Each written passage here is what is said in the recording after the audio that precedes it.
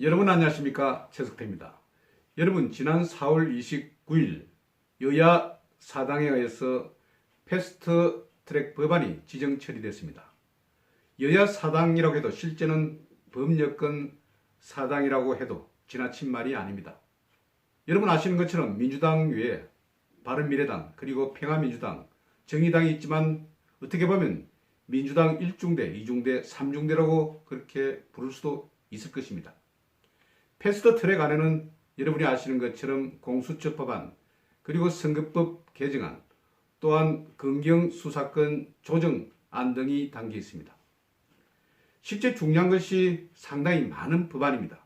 그런데 여야 당들은 자신들과 별다른 대화라든지 이런 논의도 없이 이렇게 패스트트랙안을 지정 처리한 것입니다. 이렇게 될 경우 최장 330일 안에 국회 본회의에 상정이 됩니다. 그렇게 되면 어떻게 되겠습니까? 지금 여야 구분은 훨씬 여당이 많은 상태입니다. 법안이 통과될 수밖에 없습니다. 굉장히 중요한 법안입니다. 검찰로서도 상당히 중요한 법안들이 많습니다. 이 가운데 검경수사권 조정안이라든지 공수처 법안 등은 검찰의 조직을 많이 위태롭게 하는 그런 법안들입니다. 그런데도 검찰에서는 별다르게 반응하지 않았습니다. 저는 정말 이상했습니다. 어떻게 보면 검찰의 명운이 걸린 이런 문제인데도 검찰에서는 묵묵부답이었습니다. 왜 이렇게 검찰이 한심한가? 이렇게 저는 생각을 했었습니다. 그런데 검찰총장, 지금 문무일 검찰총장입니다. 오는 7월 24일까지 임기가 그렇게 남아있지 않습니다. 이제 한 석 달 정도 임기가 남아있는 상태입니다. 그리고 4월 28일 날 해외로 출장을 떠났습니다. 오만으로 출장을 떠났습니다. 저는 출장을 떠나고 나서 곧이어서 패스트트랙 법안이 지정 처리가 됐지 않았습니까? 그래서 검찰에서 아무 말도 하지 않고 그냥 항복하는 것으로 생각을 했습니다. 그런데 문무일 검찰총장 5월 1일 날 검찰청, 대검찰청 대변인실을 통해서 자신의 입장을 분명히 밝혔습니다.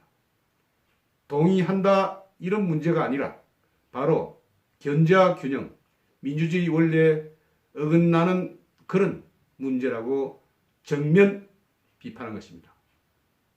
바로 문재인 정부에 대해서 정면 비판한 것입니다.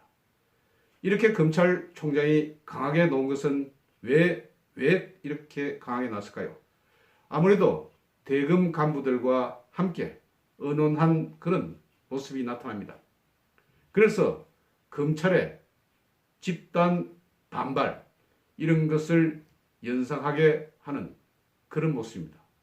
그러면서 문무일 검찰총장은 아주 세세하게 지적을 했습니다. 어떤 지적을 했는가 하면 제가 살펴보도록 하겠습니다.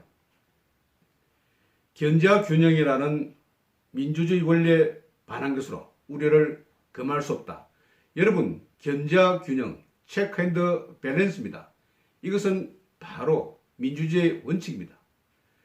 견제와 균형, 입법권, 사법권, 그리고 행정권 나눠진 것처럼 검찰 조직도 여러 상황에서 생각해 볼 때 이렇게 만일 패스트트랙 안으로 갈 경우에 갈갈이 권력이 분산될 수밖에 없는 그런 상황이라는 문 총장의 입장인 것 같습니다.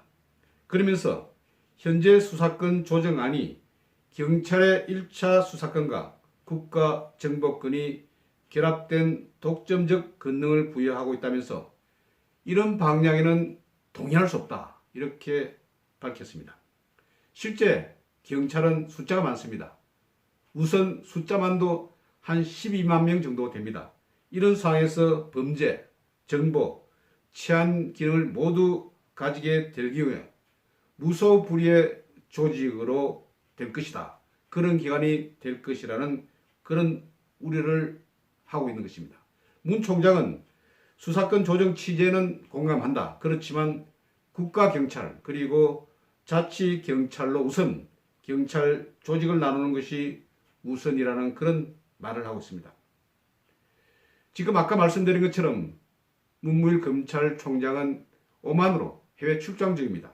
그런데도 불구하고 문 총장은 대검 간부들과 상의해서 이번에 이런 입장문을 내놓은 것으로 보입니다. 실제 사실상 검찰 조직이 집단 반발하고 있다. 이런 모습을 띠고 있는 것입니다. 여러분 실제 그렇습니다.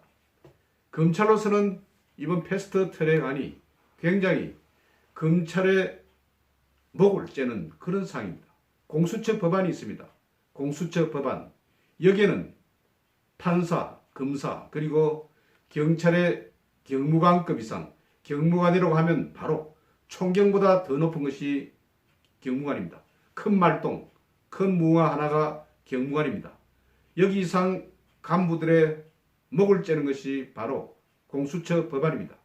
야당에서는 이 법을 나치의 케스타포나 그리고 옛날 구소련의 KGB와 같은 그런 비밀 경찰적인 그런 조직이라고 반발하고 있는 것입니다. 굉장히 겁이 나는 그런 조직일 수 있습니다. 여러분 그렇지 않습니까? 판사나 검사 이제 앞으로 공정하게 정부에 대해서 어떤 반발을 하거나 또 정부에 밑빌 경우에 굉장히 위험한 그런 신변적으로 위험이 뒤따르는 그런 조직이 바로 공수처 조직입니다. 또 공수처 조직은 수사권과 기소권을 가지게 된다고 합니다. 지금까지 검찰에서 모두 기소 독점주의를 취해왔습니다. 이런 상태에서 검찰은 기소권을 뺏기는 이런 상황이 됩니다. 또한 경찰에 대해서도 항상 아래로 봤던 경찰에 대해서도 1차 수사권 이런 것을 또 분할되는 그런 상황이 됩니다. 그래서 앞으로 검찰이 경찰에 대해서 수사 지휘라든지 이런 것을 하기가 굉장히 어렵게 되는 그런 상황입니다. 말씀드린 것처럼 경찰은 숫자가 많습니다. 그리고 또 비리도 많습니다. 이번에 버닝썬 사건처럼 경찰과 업소의 그런 결탁 이런 상황이 앞으로 계속 이어지더라도 이제 누가 이것을 제어를 할 수 있을까? 이런 부분도 상당히 걱정되는 부분이 아닐 수 없습니다. 이런 점에서 문무일 검찰총장이 이번에 반발을 한 것입니다. 실제 아까 말씀드린 것처럼 문 총장의 임기는 오는 7월 24일까지 이제 겨우 석 달 정도 남은 그런 상태입니다. 그래서 자신이 마지막 나가면서 문재인 정부에 한번 크게 저항을 하는 것인지 아니면 반발을 하는 것인지 이런 모습을 보이는 것이 아닌가 생각합니다. 지금 검찰 내부에서는 굉장히 술렁거리는 그런 기분입니다. 아까 제가 말씀드린 것처럼 아무런 묵묵부답으로 보였던 검찰 내부에서는 정말 끓고 있었던 것입니다. 이번 문재인 정부에 대해서. 그래서 실제 지금까지 패스트 트랙 안이 통과된 것도 아닙니다. 그래서 사실 보면 검찰에서도 어느 정도 시간적 여유가 있습니다. 저는 이런 상태, 공수처 법안이 통과되고 또한 검경수사권이 조정되고 이렇게 검찰이 무너지는 상황에서 지금 검사들이 제가 알기로는 한 2,000명 정도 되는 걸로 알고 있습니다만은 이제 심기일전을 해야 합니다. 그리고 문재인 정부의 비리라든지 그리고 잘못된 것이라든지 또한 문제점이라든지 이런 것을 속속 파고들어서 앞으로 이것이 어떻게 될지 또한 여론 방향이 또 있을 수 있습니다. 국민의 선택이 있을 수 있습니다. 그렇게 되면 이번 패스트 트랙안이 또 어떻게 될지 모릅니다. 그렇기 때문에 검찰에서는 이번 사안을 계기로 더욱 문재인 정부에 대해서 더 견제 그리고 감시를 해야 할 것으로 보입니다. 검찰이 죽으면 나라도 죽을 수 있습니다. 일부 정치 검찰로 인해서 검찰이 무너지면 안 됩니다.